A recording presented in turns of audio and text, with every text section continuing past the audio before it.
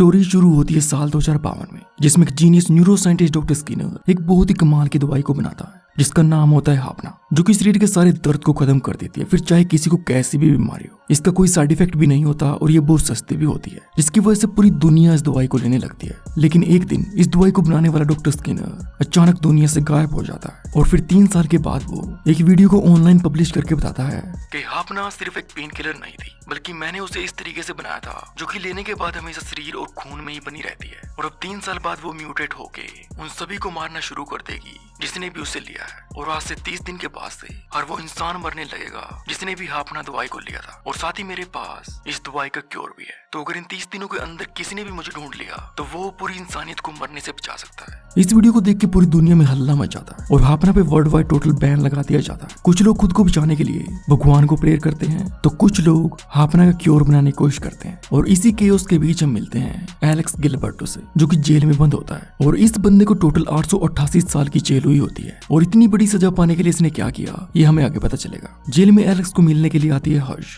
जो कि US government के लिए काम करती है, और यहाँ पे ये दोनों पहली बार मिल रहे होते हैं। पर फिर भी हर्ष को एलेक्स की शुरू से लेकर अब तक उसकी पूरी हिस्ट्री के बारे में पता होता है। हर्ष एलेक्स को डॉक्टर स्किनर की वीडियो को दिखा के उसे करंट सिचुएशन के बारे में बताती है। अगर तुमने डॉक्टर स्किनर को ढूंढने में मेरी मदद की तो मैं तुम्हें इस जेल से निकाल सकती हूँ।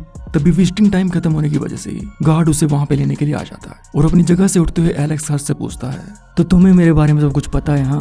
हाँ बिल्कुल। तो तुम्हें ये भी पता होगा कि मुझे जेल तोड़ के भागने की एक बहुत ही गंदी आदत है। ये कहते ही एलेक्स गार्ड पे अटैक कर देता है, और जैसे ही गार्ड उसे रोकने के लिए अपनी गन को निकालता है तो एलेक्स बिल्कुल स्पाइडरमैन की तरह उछलते कूदते हुए गार्ड को नीचे गिरा देता है और उसकी गन को निकाल के सीधा हर्ष को अपना निशाना बनाता है। जिसके बाद वो दूसरे गार्ड्स को उसके हैंडकप्स को खोलने के लिए कहता है, और हैंडकप्स के खुलते ही एलेक्स वहां से भागने लगता है। और ये बंदा बहुत ही एथलेटिक है, मतलब कि स्पाइडरमैन की तरह उछलना कूदना इसके लिए एक आम सी बात है। और अपनी इसी फिजिकल एबिलिटीज का फायदा उठाते हुए एलेक्स उसके सामने हर एक गार्ड को चकमा देते हुए सीधा छत की तरफ जाना शुरू कर देता है, और फिर एक वेंट में से निकल के एलेक्स छत पे पहुंच के जेल से भाग जाता है बड़ी ही आसानी से। ये सब देख के हर्ष डग को कॉल करती है, जो कि उसके लिए काम करता है, और फिर वापस जाते हुए वो एलिना को पुलिस पे निगरानी रखने के लिए कहती है ताकि वो एलेक्स को जल्द से जल्द ढूंढ सके। एलिना एक 15 साल की लड़की है और साथ में एक वर्ल्ड फेमस हैकर भी। इसके बाद हम मिलते हैं क्रिस एंड लीलैंड से, और ये दोनों भी हर्ष के लिए काम करते हैं। दूसरी तरफ एलेक्स जेल से निकल के आराम से चिल करते हुए घूम रहा होता है, और तभी एक पुलिस ऑफिसर उसे जेल के कपड़ों में देख के रोक लेता है और पूछता है,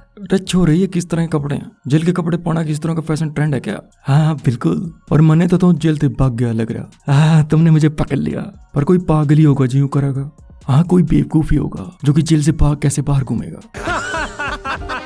जिसके बाद ऑफिसर एलेक्स को वहां से जाने देता है, और तभी उसे कॉल आती है और पता चलता है कि एलेक्स वाकई में ही जेल से भागा हुआ कैदी है। पर इतने में ही एलेक्स वहां से चला जाता है और पास में एक दुकान पे अपने कपड़े बदल के ट्रेन में बैठ के वहां से निकल लेता है। और जब वो अगले स्टेशन पे उतरता है तो वहां पे लगे कैमरास एलेक्स को देख के एकदम से पता लगा लेते हैं कि ये जेल से भागा हुआ कैदी है, और वहां सबको अलर्ट कर देते हैं, जिसे सुन के वहां की पुलिस एलेक्स के पीछे लग जाती है, और फिर उनकी भागम भाग शुरू हो जाती है। और एलेक्स इस बार भी उछलते कूदते हुए पुलिस को चकमा दे देता है, और फिर पुलिस उसके पीछे अपने ड्रोन्स को भेजती है। ये पुलिस अलर्ट सुन के एलेना को भी एलेक्स की लोकेशन का पता चल जाता है, और फिर वो अपनी टीम मेंबर्स यानी कि डग, लीलैंड एंड क्रिस को एलेक्स की लोकेशन के बारे में बताती है। दूसरी तरफ ड्रोन्स एलेक्स के पीछे लगे हुए होते हैं, और एलेक्स बिल्डिंग्स पे जंप करते हुए उनके आगे आगे होता है। ये ड्रोन्स एलेक्स पे अटैक तो नहीं करते, बस उसे बार बार सरेंडर करने को कहते हैं। जैसे ही एलेक्स बिल्डिंग से जंप करने वाला होता है कि तभी नीचे से क्रिस उस पे गोलियां चलाना शुरू कर देती है, और उसकी डायरेक्शन को चेंज करके उसे उस तरफ भेजती है जहाँ पे डग उसके इंतजार में होता है। डग एंड लीलैंड उनकी प्लान की गई जगह पे पहुंचते हैं, और लीलैंड अपने ड्रोन को निकालता है ताकि वो एलेक्स को और भी अच्छे से फॉलो कर सके। एलेक्स वहीं ऊपर बिल्डिंग पे ही होता है, और डग पीछे से जाके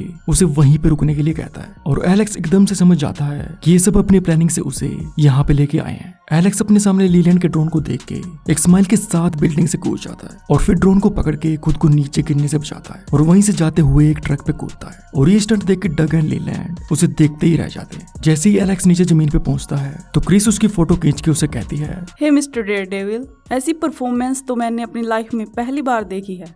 मैं तो बस इस बंदे से भाग रहा था। हे, क्या मैं तुम्हारे साथ एक सेल्फी ले सकती हूँ?